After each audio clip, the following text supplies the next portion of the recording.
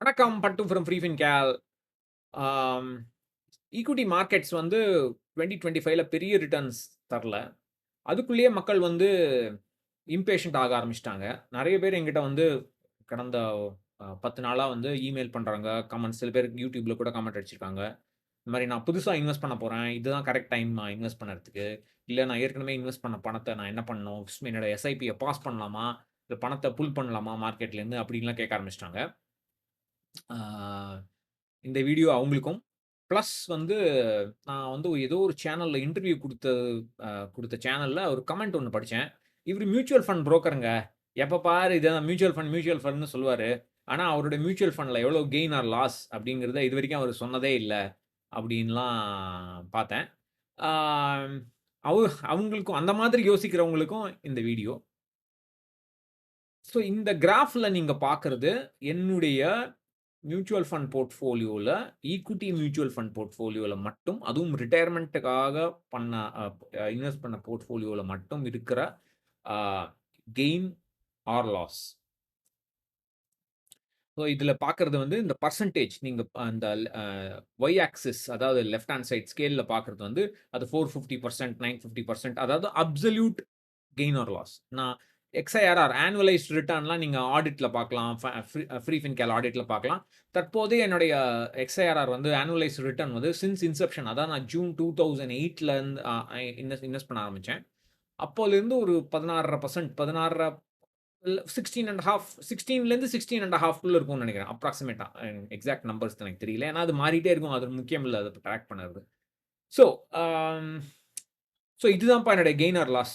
அ இதுக்கப்புறம் வந்து 2019, 2020யோட இந்த கிராஃப் முடியுது. அதுக்கப்புறம் என்ன ஆச்சுன்னு கேட்டீங்கன்னா, அது மேல தான் போச்சு. அது ஒண்ணும் பெரிய கீழ இறங்கல.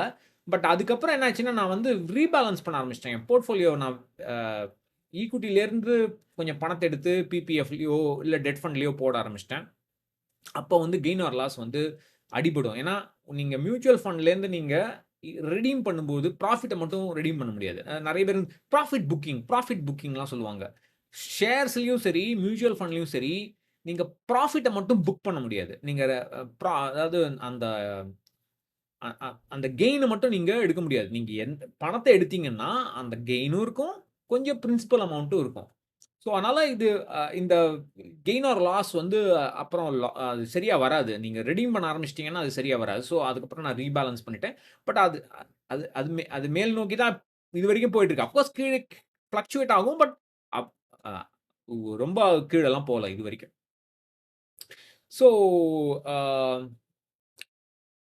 இதிலிருந்து நான் 2 விஷயம். 1 லாங் டெர்ம் ஈக்விட்டி இன்வெஸ்டிங்க்கு நான் முன்னாடி ஒரு 2 நாள் முன்னாடி, 3 நாள் முன்னாடி ஒரு வீடியோ போட்டேன். லாங் டெர்ம் நீங்க ஈக்விட்டில இன்வெஸ்ட் பண்ணா, அது இன்ஃப்ளேஷன பீட் பண்ணுங்கிற எந்த கேரண்டியும் கிடையாது. நீங்க நெனச்ச ரிட்டர்ன் வரும்னு எந்த கேரண்டியும் கிடையாது. பட் ஒரு நல்ல வாய்ப்பு, ரீசனபிள் சான்ஸ் இருக்கு. To beat inflation. நீங்க கேட்ட ரிட்டர்ன் வருமான்னு தெரியாது. பட் பணவீக்கத்தோட அதாவது உங்களுடைய பெர்சனல் பணவீக்கம். ஃபார் எக்ஸாம்பிள் பிபிஎஃப் ரேட்ன்னு வச்சுக்கலாமே. பிபிஎஃப்ப பீட் பண்ணறதுக்கு ஒரு ரீசனபிள் சான்ஸ் இருக்கு அப்படிங்கிறத நம்ப போன 2, 3 டேஸ் முன்னாடி ஒரு வீடியோல பார்த்தோம். இது என்னுடைய பெர்சனல் ஜர்னிலேருந்து நீங்க பார்த்தீங்கன்னா, 2008 இருந்து இதெல்லாம் வந்து புது சப்ஸ்கிரைபர்ஸ்ங்க. பழைய சப்ஸ்கிரைபர்ஸ்க்கு இந்த இந்த கதையெல்லாம் தெரியும். 2008 ஜூன் 2008 இருந்து ஆல்மோஸ்ட் டிசம்பர் 2013 வரைக்கும் எனக்கு ரிட்டர்ன்ஸ் கிடையாது. அல்ல 0. பிராக்டிகலி 0. நான் எனக்கு நல்லா ஞாபகம் இருக்கு. நான் HDFC மியூச்சுவல் ஃபண்ட் வெப்சைட் அவங்களோட டைரக்ட் வெப்சைட்ல போய் பார்ப்பேன். அப்ப வந்து எப்ப பார்த்தாலும் ரெட்டாவே இருக்கும் போர்ட்ஃபோலியோ. லாஸ்லயே இருக்கும். அந்த காலத்துல அதாவது 2013 ஜான்வரி 2013க்கு முன்னாடி அப்பல்லாம் வந்து டைரக்ட் பிளான் கிடையாது. ரெகுலர் பிளான் தான். பட் நான் டிஸ்ட்ரிபியூட்டர் இல்லாம டைரக்ட்டா ஏஎம்சி கிட்டயே நான் இன்வெஸ்ட் பண்ணுவேன். அப்போ அந்த ஏஎம்சி வந்து அந்த கமிஷன் அவங்களே சாப்பிடுவாங்க. டிஸ்ட்ரிபியூட்டர் குடுக்காம அந்த கமிஷனையும் அவங்க சாப்பிடுவாங்க. அதனால தான் செபி வந்து 2013 ஜான்வரி 1லிருந்து டைரக்ட் பிளான் கொண்டு வந்தாங்க. ஸோ, ஆ முதல் 5 வருஷம் பார்த்தீங்கன்னா, ரிட்டர்ன்ஸ் 0. இந்த 5 வருஷத்துல நான் சோர்வடைஞ்சு ஐயோ! இது என்னடா இது? அப்படின்னு நெனச்சிருந்தேன்னா, என்ன சுத்தி இருக்கிறவங்க நெனச்சாங்க. என்னோட ஒய்ஃப், மதர் எல்லாம் வந்து ஏதோ தப்பு பண்றேன்னு அவங்களுக்கு ஒரு ஃபீலிங் ஏதோ சரியா இல்ல, லாஸ் வெளில வந்துருன்னு அவங்க ரெக்கமெண்ட் பண்ணாங்க. பட் அந்த டைம்ல அந்த மாதிரி நானும் யோசிச்சு வெளியில வந்திருந்தேன்னா, ஃபைனான்ஷியல் இண்டிபெண்டன்ட்டா இன்னைக்கு ஆயிருக்க மாட்டேன். நான் முன்னாடி அந்த பழைய வீடியோல காமிச்ச மாரி, ஈக்விட்டி வந்து திடீர்னு கூரைய பிச்சுக்கிட்டு கொட்டும் ரிட்டர்ன்ஸ். அதுக்கப்புறம் கொஞ்சம் ரொம்ப நாளைக்கு ஒண்ணுமே இருக்காது. திருப்பி கூரைய பிச்சுட்டு கொட்டும், ஒண்ணுமே இருக்காது. நீங்க அந்த ஒண்ணுமே இல்லாத பீரியட்ல நம்பிக்கையா, கன்விக்ஷனோட, ஹோப்போட நீங்க எவ்வளவுக்கு எவ்வளவு நீங்க இன்வெஸ்ட் பண்றீங்களோ, நெக்ஸ்ட் டைம் அந்த மார்க்கெட் பிக் ஆகும்போது உங்களுடைய வாழ்க்கை மாற சான்ஸ் இருக்கு. இதுதான் லிட்டரலி என்னுடைய லைஃப்ல ஆனது. அந்த அந்த அதுக்கு ப்ரூஃப் இதுதான். ஸோ இது பார்த்தீங்கன்னா 0 இருந்தது. கட கட கட கடன்னு அப்படியே 2 மாசத்துல, 3 மாசத்துல 450% கெயின். அப்புறம் ஆல்மோஸ்ட் நான் என்ன சொல்றது 600, 700% கெயின் திருப்பி கொஞ்சம் குறையும். அப்புறம் அந்த மாரி ஆகும். அது ஃப்ளக்சுவேஷன்ஸ் எல்லாம் நெறைய ஆகும். அதெல்லாம் அது ஈக்விட்டி மார்க்கெட்டுக்கே உரிய அ கேரக்டரிஸ்டிக். ரிஸ்க் எடுத்தா தான் உங்களால அதிக ரிட்டர்ன் வாங்க முடியும். ஸோ, அதனால இந்த மார்க்கெட் கீழ விழுந்தா தான் அது மேல போகும். கீழ விழாம அப்படியே இருந்தா உங்களுக்கு பெருசா ரிட்டர்ன் வந்துராது. ஸோ, இதுல நான் என்ன சொல்ல வரேன்னா, தயவு செய்து long term investing in equity பண்ணும்போது, ஒரு ஈக்விட்டி எஸ்ஐபிஸ இல்ல உங்களுடைய சிஸ்டமேட்டிக் இன்வெஸ்டிங்க தயவு செய்து நிறுத்தாதீங்க. எஸ்பெஷலி மார்க்கெட் ஒண்ணுமே இல்லாத போது எல்லாரும் கோல்ட பத்தி பேசுவாங்க, பாண்ட பத்தி பேசுவாங்க. 8% 9% பாண்ட் வாங்க.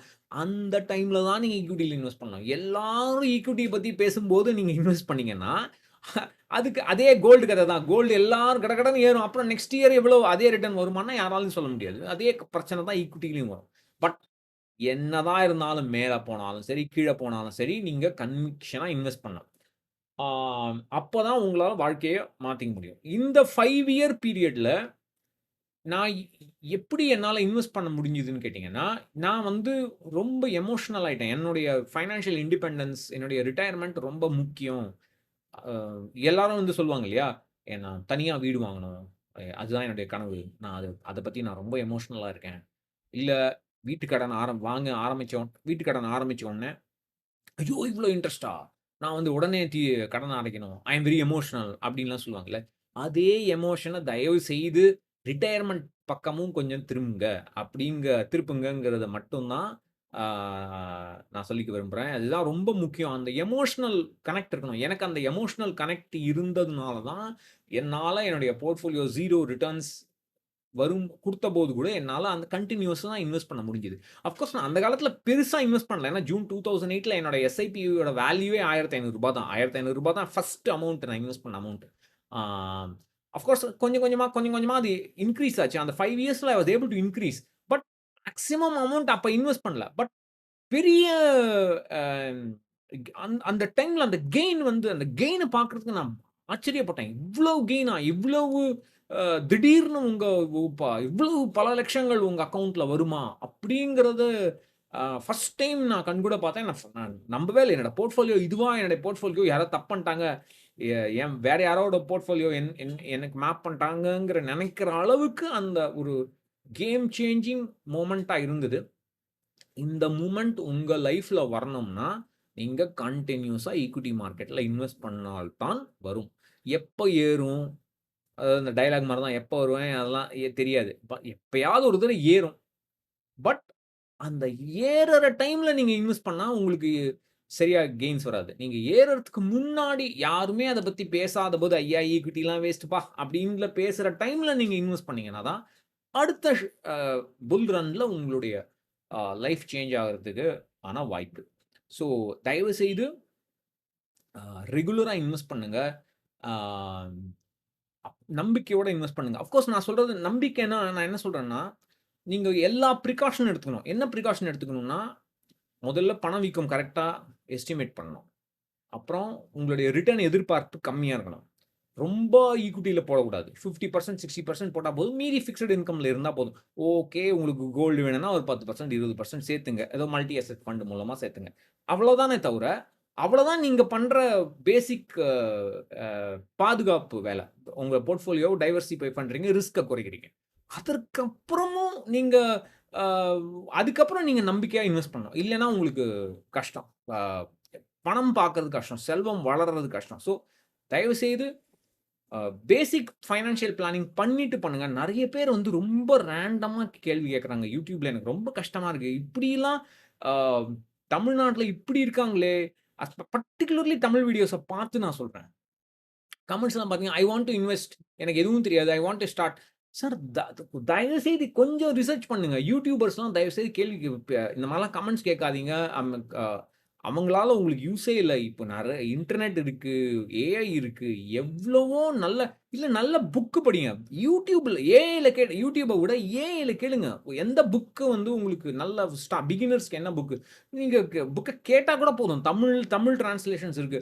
புக்க கேட்டா போதும். உங்களுக்கு அந்த இன்ஸ்பிரேஷன் வரும். உங்களுக்கு உள்ளயே வந்து அ அந்த வாழ்க்கை மாறணும் அப்படிங்கிற அந்த ஒரு இன்ஸ்பிரேஷன் வந்தா தான் உங்களால அந்த டிரான்ஸ்ஃபர்மேஷன உங்களால அச்சீவ் பண்ண முடியும். நன்றி. வணக்கம்.